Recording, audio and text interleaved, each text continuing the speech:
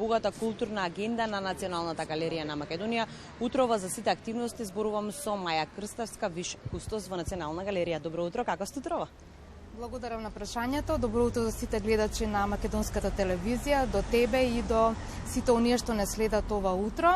Одлично, сончев ден се отвара, се надевам дека и гледачите ќе бидат задоволни од она што ќе го презентирам за нив. Да, најавивме богата културна агенда. Синиша Новески, неговата изложба патува во Загреб. Токму така, објавен е конкурсот од Министерството за култура и Синиша Новески патува за Загреб во културно-информативниот центар на Република Македонија во Република Хрватска со негова самостојна изложба насловена Фамилија, каде што ќе се представи со 25 скулптури. Синиша Новевски е дипломец на Факултетот за ликовна уметност во класата на професор Васил Василев, а магистрирал кај големиот Жарко Башевски, кој што беше представник и на Венецијското биенале. 25 скулптури се планира да бидат представени во тој простор. Тој работи во бронза, во уникс, во мермер. Темата е, како што кажа, фамилија, значи сите оние ја обременува и ја прикажува онаа слика на фамилијата и во денешницата да обстои, да обстане како и во минатото. Кога патувате за Загреб?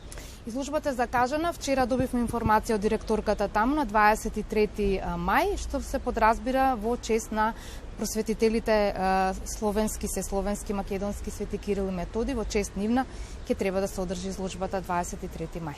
Во оваа богата културна агенда ќе ја споменеме и ретроспективната изложба на Жанета Вангели.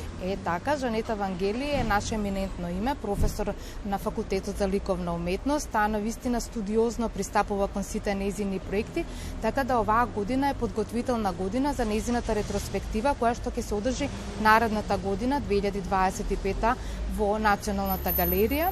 Таа ќе се представи всушност оваа изложба е продолжение на нејзината изложба од 2017 година Епитаф. Сега, значи по 8-9 години ќе биде во Националната галерија, а беше во Музеот на современа уметност. И ќе кажам повторно, таа толку студиозно пристапува, така да оваа година ќе биде во подготовки со моите колеги, нормално работиме тимски во Националната галерија и верувам дека публиката ќе биде израдувана, бидејќи ова име што навистина вреди да се прикаже во нашата институција. Да, јубилејна изложба и на авторот, односно уметникот Башки Меджити. Токму така, Башки Меджити 30 години јубилеј, за ноември месец е планирана. Тој работи и предава вечерен акт на Тетовскиот универзитет. Пред неколку години направи една изложба самостојна кај нас, меѓутоа оваа година е јубилеј 30 години од творештво.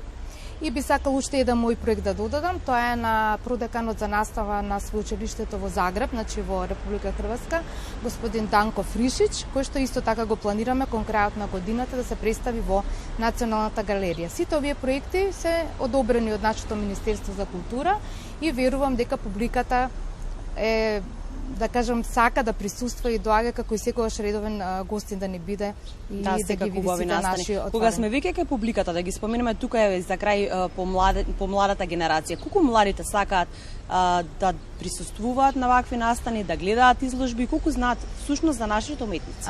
Ние имаме и едукативно одделение, така да сите оние репрезентативни изложби, во моментот да кажеме ретроспективната изложба на Ристо Калчевски во репрезентативниот Даут Пашинамам, младите тука се едуцираат, нашето одделение ги едуцира, ги носи да цртаат, да гледат, да го запознаваат со нашето културно наследство. Значи сите оние убави изложби што се случуваат кај нас се посетени од немладите. Благодарам многу на одвоеното време. Благодарам, Ани, поздрав до студиото.